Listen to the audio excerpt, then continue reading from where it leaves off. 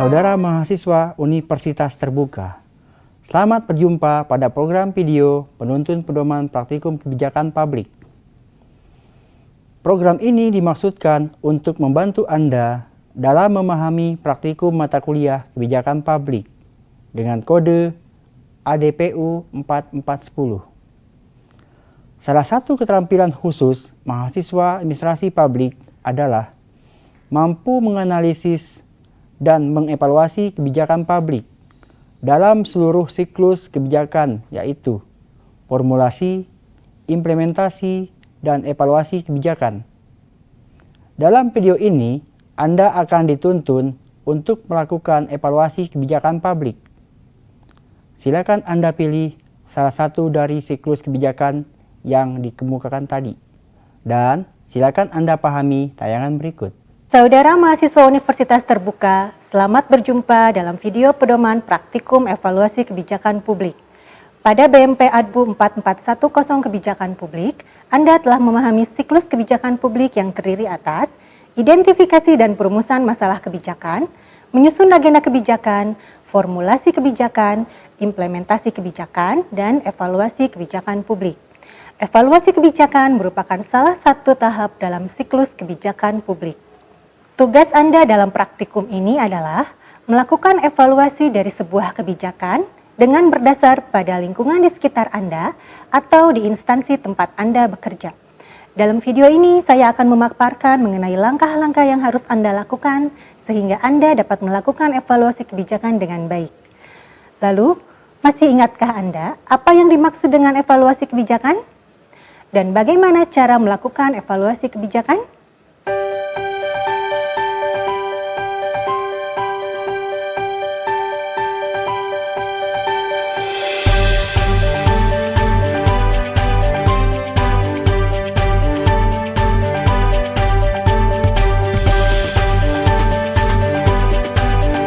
Evaluasi kebijakan adalah proses pengumpulan data secara sistematis untuk menilai berfungsinya suatu kebijakan atau program. Evaluasi ini akan memberikan penilaian berupa keberhasilan atau kegagalan suatu kebijakan atau program yang akan memberikan rekomendasi untuk keputusan selanjutnya dalam rangka penyempurnaan suatu kebijakan atau program. Titik berat evaluasi adalah penilaian hasil atau outcome dan dampak dari sebuah kebijakan atau program. Outcome menggambarkan tentang perubahan dalam jangka waktu tertentu, sehingga perlu dianalisis kondisi sebelum dan kondisi setelah diberlakukan kebijakan atau program, atau menilai tujuan kebijakan dibandingkan kenyataannya. Namun, evaluasi tidak hanya menilai hasil. Terdapat 3 tipe evaluasi kebijakan, yaitu ex ante evaluation, ongoing evaluation, dan ex post evaluation. Ex ante evaluation yaitu evaluasi dalam tahap formulasi kebijakan, dilakukan untuk mengetahui sejauh mana kebijakan yang dibuat, apakah sesuai dengan masalah yang dihadapi masyarakat. Ongoing evaluation yaitu evaluasi dalam tahap implementasi kebijakan, merupakan tipe evaluasi kebijakan formatif, dilakukan untuk mengetahui sejauh mana pelaksanaan kebijakan telah sesuai dengan prosedur, waktu, biaya, atau sumber daya lainnya. Ex post evaluation yaitu evaluasi pada tahap akhir kebijakan, merupakan tipe evaluasi kebijakan sumatif, dilakukan untuk mengetahui pencapaian tujuan, hasil, atau dampak dari kebijakan. Saudara mahasiswa, proses evaluasi kebijakan dapat dilakukan oleh pihak pemerintah itu sendiri dan juga dapat dilakukan oleh pihak di luar pemerintah. Dalam praktikum ini, Anda melakukan evaluasi sebagai pihak di luar pemerintah. Dengan demikian, Anda yang akan berperan sebagai evaluator. Berdasarkan beberapa referensi dalam evaluasi kebijakan, terdapat beberapa langkah yang harus Anda lakukan dalam melakukan evaluasi kebijakan publik.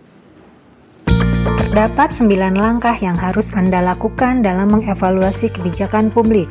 Silakan pahami gambar berikut.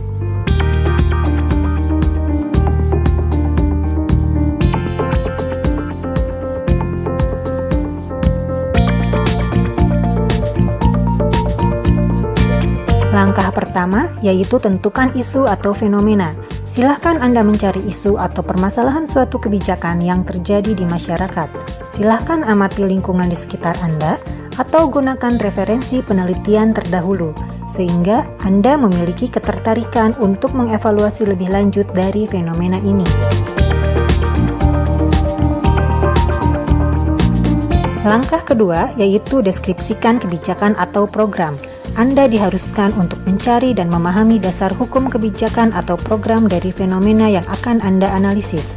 Bersumber dari dasar hukum dan juga petunjuk teknis tersebut, lalu tentukan maksud, tujuan, dan atau indikator keberhasilan dari kebijakan tersebut yang berfungsi sebagai standar dalam menilai hasil atau dampak, dan juga cara mengimplementasi kebijakan tersebut sebagai standar dalam menilai pelaksanaan kebijakan. Langkah ketiga yaitu tentukan indikasi masalah secara umum. Masalah adalah kesenjangan antara yang seharusnya terjadi berdasarkan kebijakan dengan keadaan yang sebenarnya. Contohnya adalah terdapat tujuan atau proses dari suatu kebijakan yang belum atau tidak tercapai. Indikasi ini dapat diperoleh dari penelitian terdahulu seperti jurnal atau penelitian lainnya, atau juga wawancara awal. Langkah keempat adalah tentukan tipe evaluasi dan rumusan masalah. Berdasar pada fenomena dan indikasi masalah di masyarakat, tentukan tipe evaluasi mana yang akan Anda pilih. Apakah ex ante evaluation, yaitu evaluasi tahap formulasi, ongoing evaluation, yaitu evaluasi tahap implementasi, ex post evaluation, yaitu evaluasi pencapaian tujuan, hasil atau dampak, atau evaluasi keseluruhan tahap kebijakan. Setelah melakukan tipe evaluasi, maka tentukan rumusan masalah dari kegiatan evaluasi kebijakan ini. Untuk evaluasi tahap formulasi kebijakan, contoh rumusan masalahnya adalah apakah kebijakan yang dibuat sesuai dengan masalah yang dihadapi masyarakat? Untuk evaluasi dalam tahap implementasi kebijakan, contoh rumusan masalahnya adalah apakah pelaksanaan kebijakan telah sesuai dengan prosedur, waktu, dan tujuan kebijakan sebagaimana yang telah dirumuskan? Atau bagaimana kemampuan sumber daya pelaksana untuk melaksanakan suatu kebijakan? Mengukur hasil atau dampak kebijakan, contoh rumusan masalahnya adalah apakah kebijakan telah mencapai tujuannya? Atau bagaimana dampak dari kebijakan ini?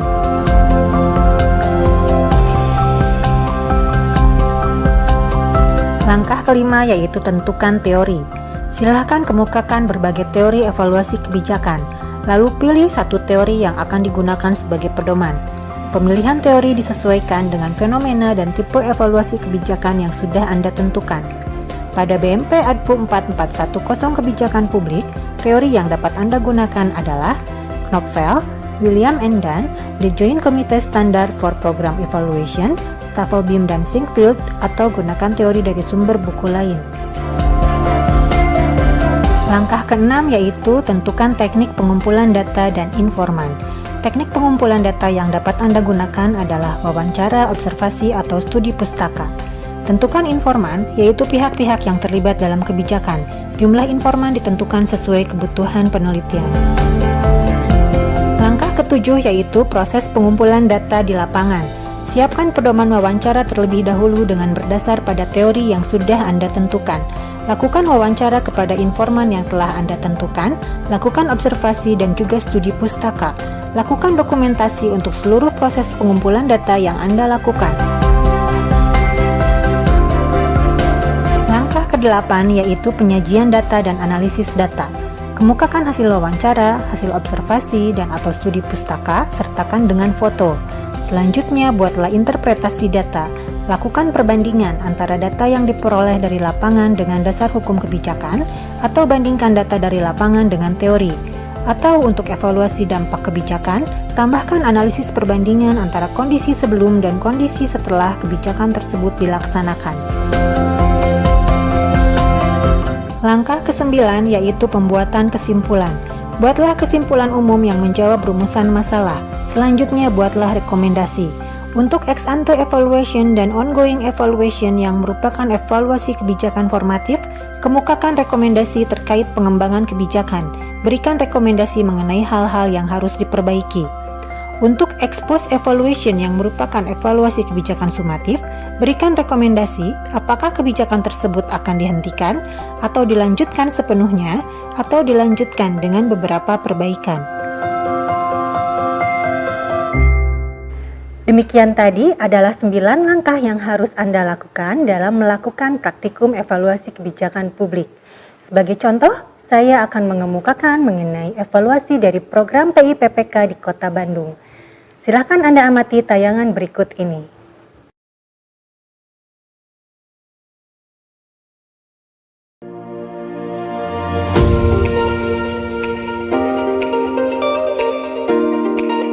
Program Inovasi Pembangunan Pemberdayaan Kewilayahan atau PIPPK merupakan sebuah terobosan dalam pembangunan partisipatif masyarakat. Program ini dicetuskan oleh kepemimpinan Ridwan Kamil dan Odet M. Daniel. PIPPK merata berdaya Bisa dikatakan bersama. ini merupakan program populer dan kemanfaatannya sangat dirasakan oleh masyarakat. PIPPK merupakan konsep desentralisasi di mana kekuatan pembangunan disebarkan secara merata ke seluruh wilayah dan organisasi kemasyarakatan. Tujuannya adalah untuk mempercepat hadirnya perubahan dan mendorong masyarakat, khususnya di tingkat RW agar semakin bergeliat dalam membangun wilayahnya. Langkah pertama yaitu tentukan isu atau fenomena. Meskipun dinilai berhasil, namun keberhasilan program PIPPK tidak merata terjadi di seluruh kelurahan. Pada tahun 2015 terdapat beberapa kelurahan dan kecamatan yang berhasil dalam pelaksanaan PIPPK yang dilihat dari indikator pencapaian realisasi. Di antaranya adalah Kelurahan Cipadung, Cimincerang, Nyengseret, Cihapit, dan Dungus Cariang. Namun, terdapat pula kecamatan dan kelurahan yang belum mencapai target. Langkah kedua yaitu deskripsikan kebijakan atau program.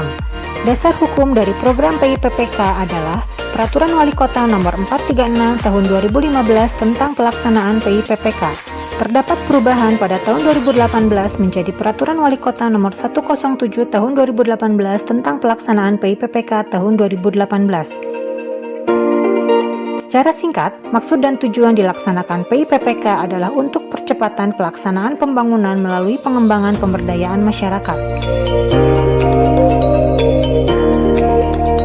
Keberhasilan PIPPK diukur dengan indikator keberhasilan beserta target kinerja tahunan. Implementasi dari program PIPPK adalah pemerintah Kota Bandung mengucurkan dana yang dikelola oleh kecamatan sebagai pengguna anggaran dan kelurahan sebagai kuasa pengguna anggaran. Dana tersebut digunakan untuk membiayai kegiatan setiap lembaga kemasyarakatan. Standar implementasi secara rinci terdiri atas tahap persiapan, tahap perencanaan, tahap pelaksanaan, dan tahap pemantauan dan evaluasi.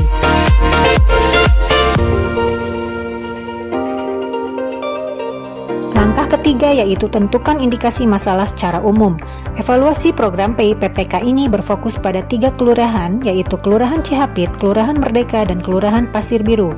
Berdasarkan penelitian terdahulu dan wawancara awal, beberapa indikasi masalah secara umum adalah terjadi keterlambatan dalam pencairan dana PIPPK, permasalahan dalam proses implementasi karena kurang siapnya dukungan sumber daya manusia, dan tidak seluruh kelurahan dapat melakukan penyerapan anggaran sesuai dengan rencana, sehingga beberapa kegiatan pembangunan tidak terlaksana. Langkah keempat, tentukan tipe evaluasi dan rumusan masalah. Terdapat indikasi masalah dari segi sumber daya, proses implementasi, dan juga dari segi dampak. Maka tipe evaluasi yang akan dilakukan adalah keseluruhan proses dari program tersebut, sehingga terdapat 4 rumusan masalah. Berikut adalah rumusan masalah dalam evaluasi kebijakan PIPPK di Kota Bandung yang disesuaikan dengan tipe evaluasi kebijakan. Langkah kelima yaitu tentukan teori. Berdasarkan tipe evaluasi dan rumusan masalah, maka teori yang digunakan adalah CIPP model untuk evaluasi program dari Stafelbeam tahun 2002. Terdapat 4 aspek evaluasi yaitu evaluasi konteks, evaluasi input, evaluasi proses, dan evaluasi produk. Evaluasi konteks yaitu evaluasi tahap formulasi, menilai kesesuaian program PIPPK dengan kebutuhan dan lingkungan masyarakat. Evaluasi input yaitu evaluasi pada tahap implementasi, menilai kelayakan sumber daya untuk melaksanakan program PIPPK seperti anggaran dan sumber daya manusia.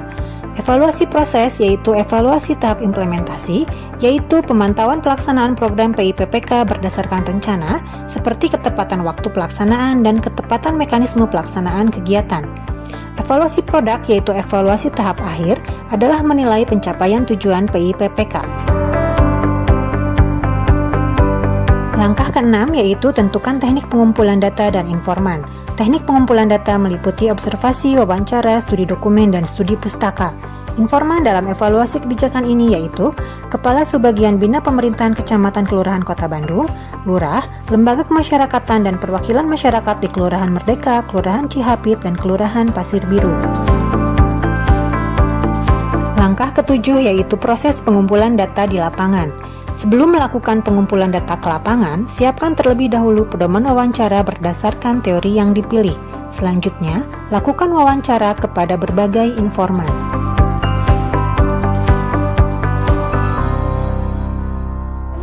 Waalaikumsalam.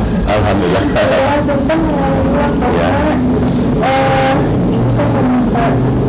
Wawancara mengenai PIPPK, Pak. Ya. Sebenarnya bagaimana sih Pak mekanisme PIPPK di lapangan itu?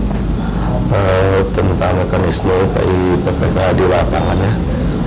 Program PIPPK itu bantuannya untuk 4 lembaga ya. Iya. RW, PKK, Karang Taruna, dan LPM. Untuk mekanisme kegiatan PIPPK di lapangan ya, yang ditanyakan,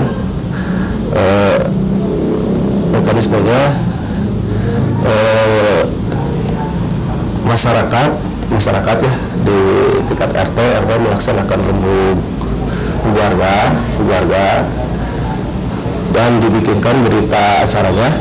Dari rembuk keluarga itu nanti dimusyawarahkan dalam musyawarah rencana pembangunan, dan dari situ diusulkan ke tingkat kecamatan, dan ke tingkat kecamatan dimusyawarahkan lagi dan diusulkan lagi ke tingkat kota. Dari situ mana saja yang bisa diakomodir untuk kegiatan-kegiatan yang ada di wilayah masing-masing, ya, khususnya Pasir Biru yang di sini ya. Bagaimana dengan dukungan SDM pelaksana dalam pelaksanaan program ini, Pak? Di siapa saja? Kalau di kelurahan siapa? Dan kalau di lembaga kemasyarakatan siapa saja? Kalau sumber daya manusia ya, kalau SDM-nya, tingkat kelurahan juga masih kekurangan ya. Dikarenakan untuk kegiatan-kegiatan khususnya kegiatan infrastruktur di sini jadi disiapkan tim ahlinya seperti kan teknis dari teknik sipil untuk perencanaan, untuk pelaksanaan dan untuk pelaporannya. Jadi itu aja lah yang kesulitannya. Tahu nggak program pemerintah yang PIPPK itu? Tahu PIPPK? Iya. Program dari pemerintah buat RT atau RW. Kisarannya tahu nggak? Kisaran uang atau apa? Biasanya berupa uang, terus dibeliin buat bahan-bahan.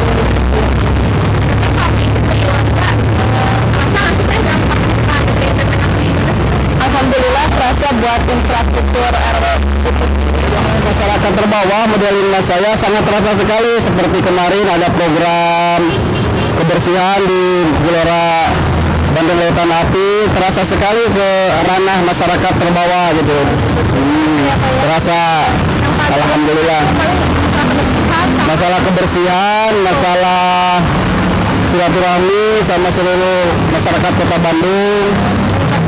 Ya, infrastruktur kelurahan. Pengumpulan data juga dilakukan dengan observasi dan studi dokumen.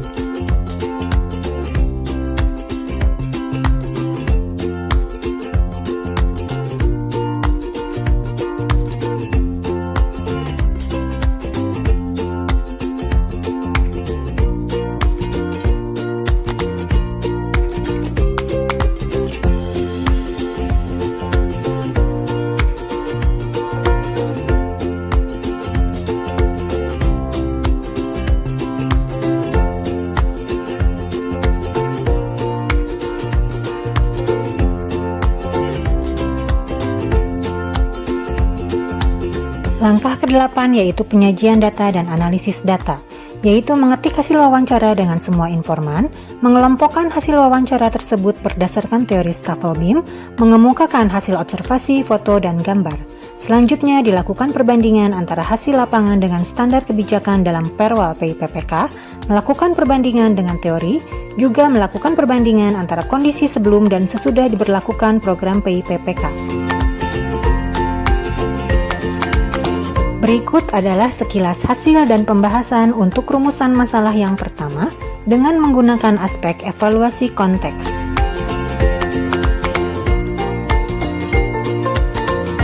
Berikut adalah sekilas hasil dan pembahasan untuk rumusan masalah yang kedua dengan menggunakan aspek evaluasi input.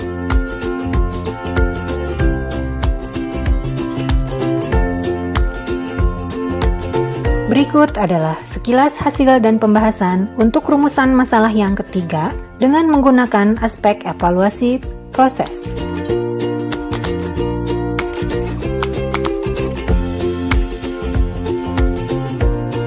Dan berikut adalah sekilas hasil dan pembahasan untuk rumusan masalah yang keempat dengan menggunakan aspek evaluasi produk.